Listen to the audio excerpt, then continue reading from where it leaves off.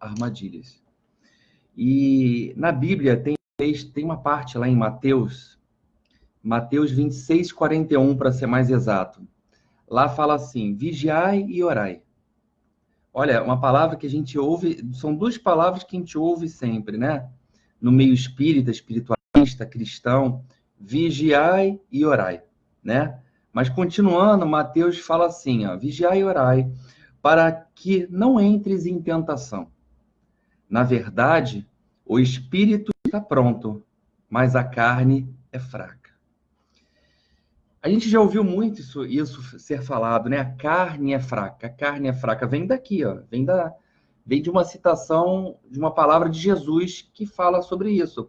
Vigiai e orai para que não entres em tentação, porque, na verdade, o espírito está pronto, ou seja, a tua alma está pronta, o teu espírito é puro, a tua centelha divina é pura, mas a carne é fraca.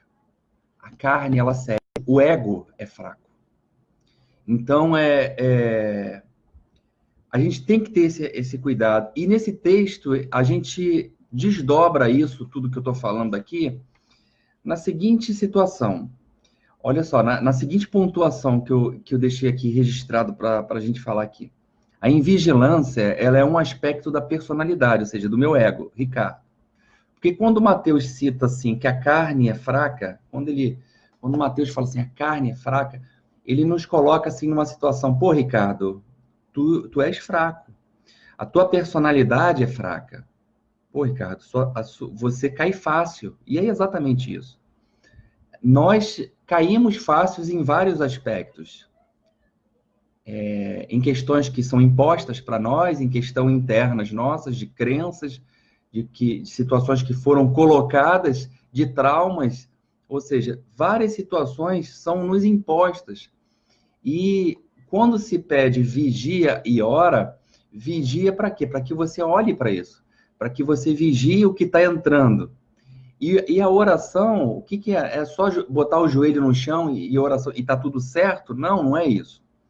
A oração é você se manter conectado a algo, se manter ligado a algo. Então, por exemplo, se você se manter ligado à sua razão, você tem condições de filtrar aquilo que é bom e o que não é bom para você.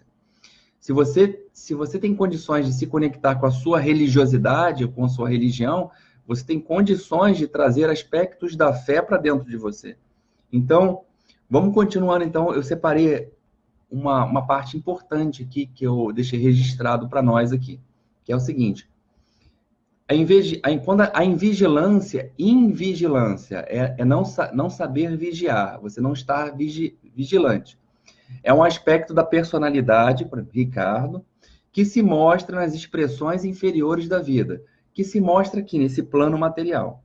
Ela está presente principalmente na falta de percepção dos nossos defeitos, para destacá-lo nos outros. Ou seja, a gente não percebe, não quer perceber o defeito que temos. A gente gosta de apontar o defeito no outro. Então, isso é não vigiar, porque você se acha o perfeito.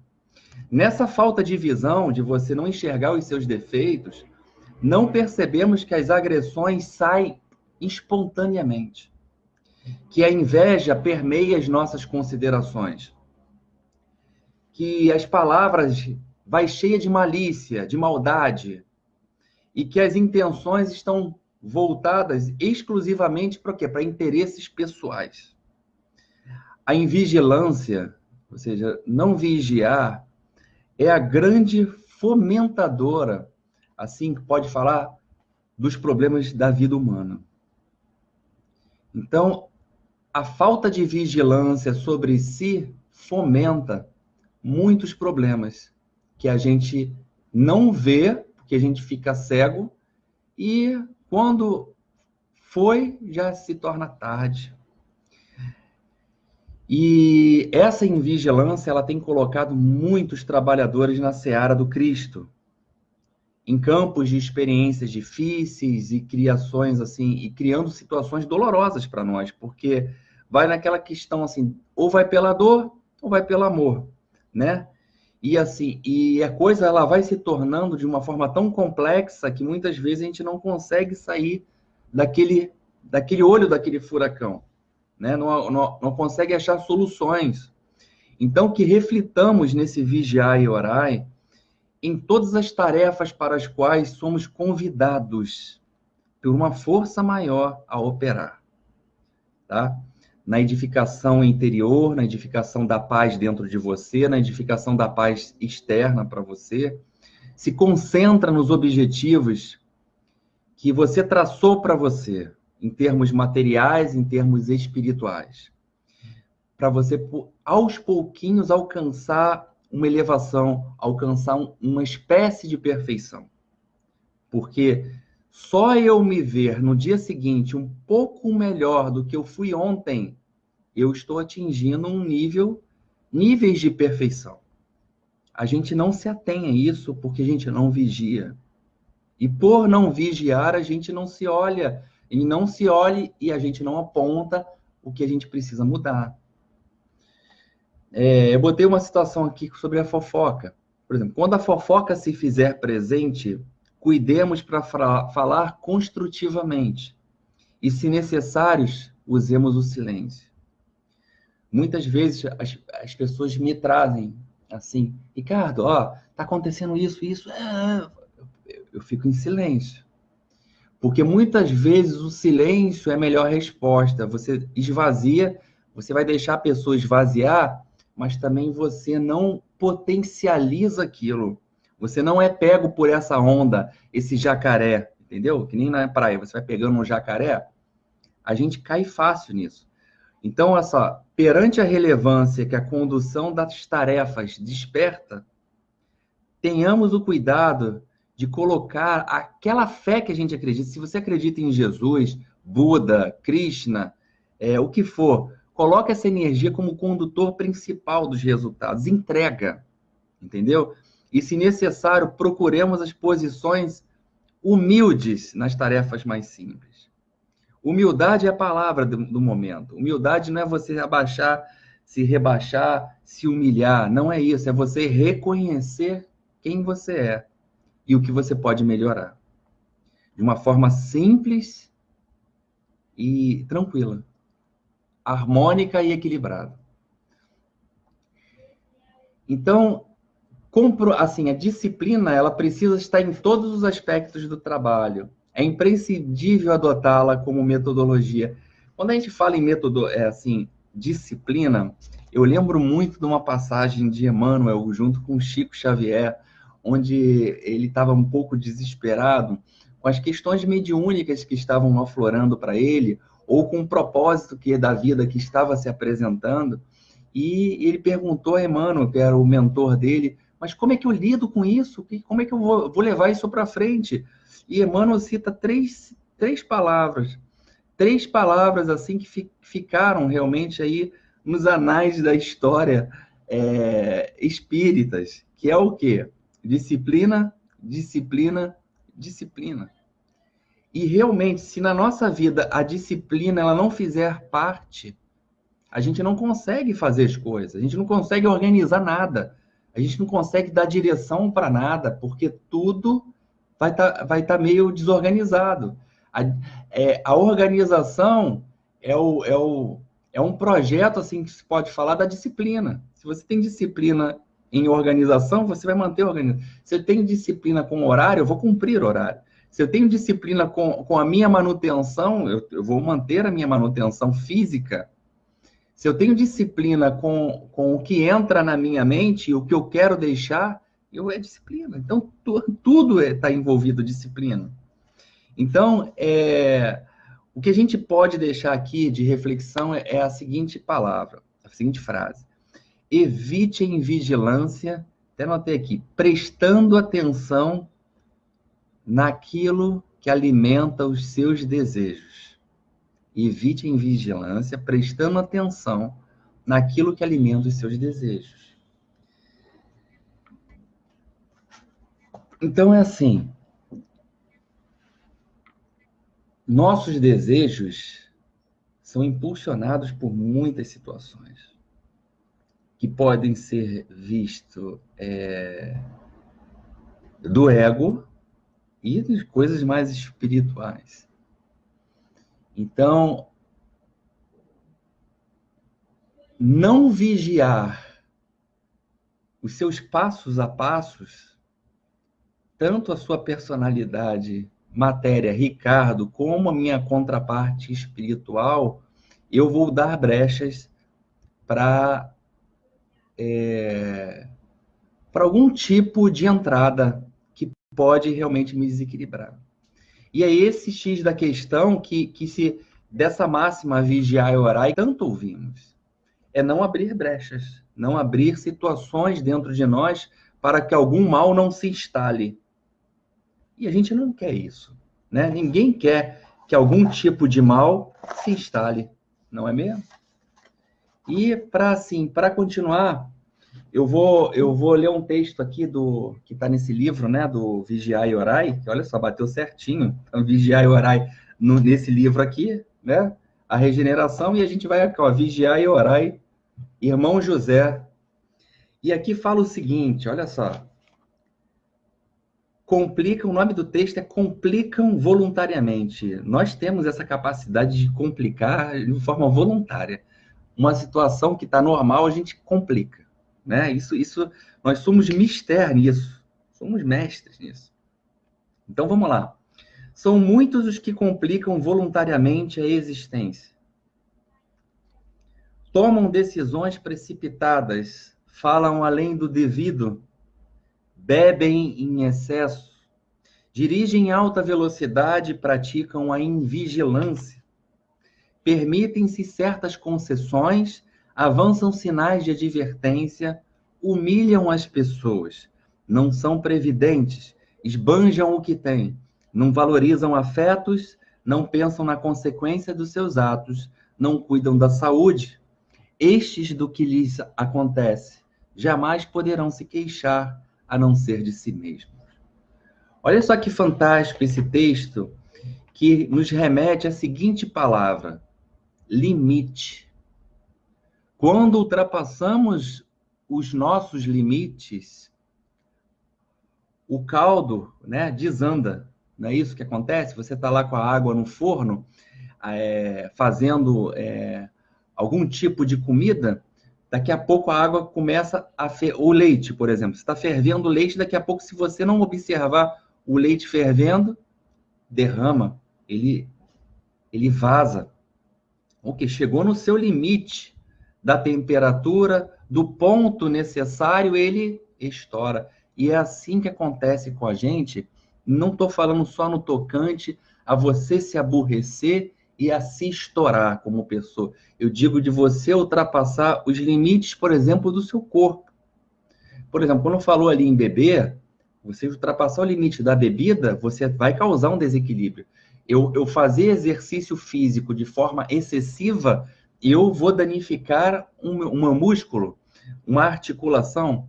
Eu correr acima do meu limite, eu também vou prejudicar o meu sistema. Eu comer excessivamente, eu vou causar um desequilíbrio.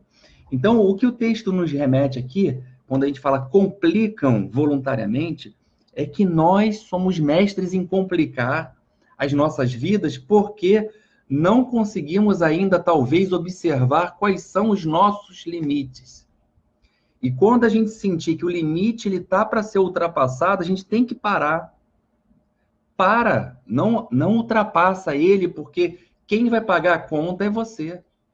E não adianta você vai culpar o outro, culpar os fatores externos que estão acontecendo no mundo. Não, você deixou o seu limite ser ultrapassado. O caldo entornou, o leite ferveu em excesso. E é isso que acontece conosco, e isso quando estoura, nós perdemos totalmente o equilíbrio e o comando da nossa situação interna. Nós ficamos à mercê de energias externas. Perdemos o controle, porque não conseguimos identificar os nossos limites.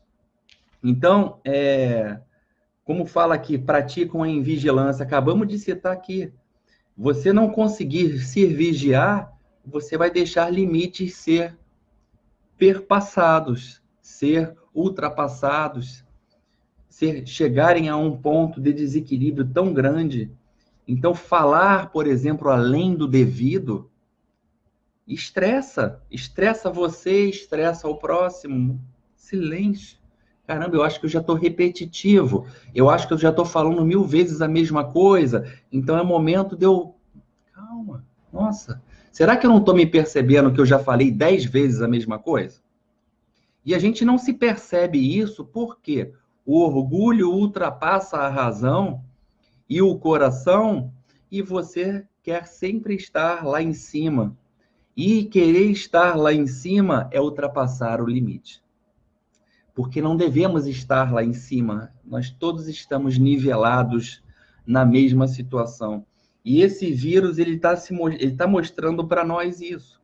Não existe o rico, não existe o pobre, não existe o mais próspero ou o menos próspero. Todos estão fadados à morte, a morrer. E todos estamos expostos ao medo da morte. Não há o super-homem nessa situação. Todos estão, de certa forma, entrando num nivelamento. Então, por que eu quero ser o dono da razão? Se é todo mundo igual. Então, o que fica hoje para a nossa reflexão, indo para o final da nossa live de hoje, do Gotas do Evangelho. Vigiai e orai.